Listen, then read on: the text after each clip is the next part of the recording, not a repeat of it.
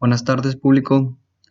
Mi nombre es Alberto Flores y este video es realizado con la intención de explicar lo que son las ecuaciones diferenciales por sustitución, cómo se resuelven y pues también veremos un ejemplo, ¿verdad? Bueno, pues como hemos visto anteriormente en clase, existen distintos tipos de ecuaciones diferenciales. Normalmente resolvemos una ecuación diferencial conociéndola dentro de cierta clase de ecuación, como las lineales, las exactas, las separables, que ya vimos todas estas ecuaciones anteriormente. Después de conocer qué clase de ecuaciones se debe aplicar un procedimiento que consiste en pasos matemáticos específicos para el tipo de ecuación que nos conduce a la solución de la misma. Pero no es poco común que suceda el hecho de que se tenga una ecuación diferencial que no pertenece a ninguna de las clases que mencionamos anteriormente y pues no sabemos cómo resolverla. Este video pues tiene la finalidad de que con los procedimientos que se van a explicar pues se puede analizar cómo resolver esta clase de ecuaciones. Para poder resolver estas ecuaciones se necesita un conocimiento previo de técnicas de integración, separación de variables y solución de ecuaciones diferenciales lineales. Generalmente, el primer paso para resolver una ecuación diferencial es transformarla en otra ecuación diferencial mediante una sustitución. En este caso está como ejemplo que se quiere transformar la ecuación diferencial de primer orden de y sobre dx, que es igual a fxy, al sustituir la y por una gxu, en donde u se considera una función de la variable x. Si g tiene primeras derivadas parciales, en ese caso se usa la regla de la cadena para obtener una ecuación distinta. Aquí podemos ver cómo está la ecuación y al aplicar la regla de la cadena se obtiene como resultado esta otra. Al sustituir dy sobre dx por la derivada anterior, la que estaba en la imagen, y luego sustituimos y en f de xy por gxu, se obtiene la ecuación diferencial de dy sobre dx igual a fxy. Esta a su vez se convierte en g subíndice x xu más g subíndice u xu, que multiplican la diferencial de u y x, y como resultado nos da fxg xu. Una vez resuelta esta, se tiene la forma de u sobre dx igual a fxu.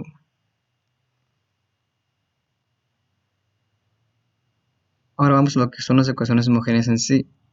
Bueno, hay varios pasos para poder solucionar lo que es una ecuación de este tipo. Hay que escribir la ecuación diferencial como con las variables de separación. Que tienes una mxy de x más una ncxy de y. Después hay que comprobar que sea homogénea. Por ejemplo, aquí tenemos que si una función f tiene la propiedad ftxty igual a t a la alfa fxy, en donde el alfa representa algún número real, entonces dice que es una función homogénea de grado A, alfa. Aquí, por ejemplo, tenemos la función x de xy igual a x cúbica más y cúbica, pues es una función homogénea de grado 3, porque estamos viendo aquí que el mayor grado pues es el cubo, entonces de grado 3. Esto ya lo habíamos visto en clases pasadas también. Y aquí tenemos una imagen que nos representa pues cómo queda al agregar la t a la función. Y aquí también se puede observar que mientras que fxy es igual a x cúbica más y cúbica más 1 no es homogénea. En este caso no es homogénea porque no está elevada a ningún grado el último factor.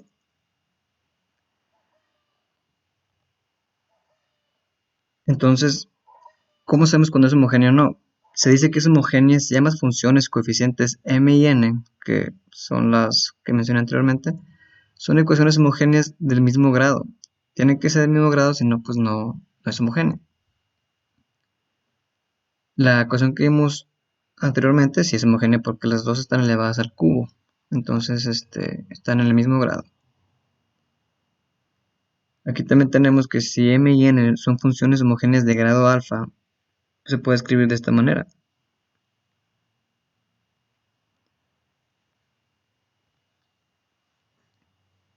Ahora vamos a ver un problema para que se pueda explicar un poco mejor.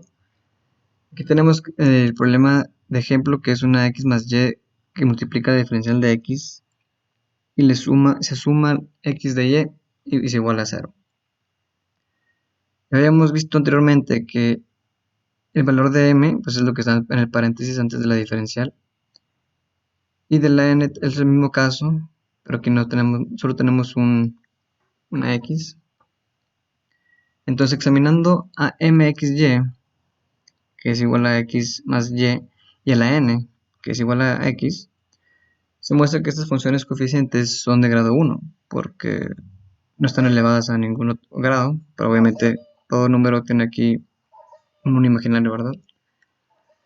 Si hacemos y igual a ux y despejamos, entonces dy es igual a u de x más x. De modo que después de sustituir, la ecuación dada se convierte en lo que vemos aquí. O sea, aquí estamos desarrollando el problema. Aquí podemos ver que sustituimos la y por una ux en ambos casos. ¿Y qué hacemos aquí? Aquí lo que hacemos es que multiplicamos estos factores con la de x, se multiplican así. Y nos da como resultado esto que tenemos aquí, x de x menos ux de x más ux de x más x cuadrada. Como podemos apreciar aquí, tenemos factor común en estos tres términos.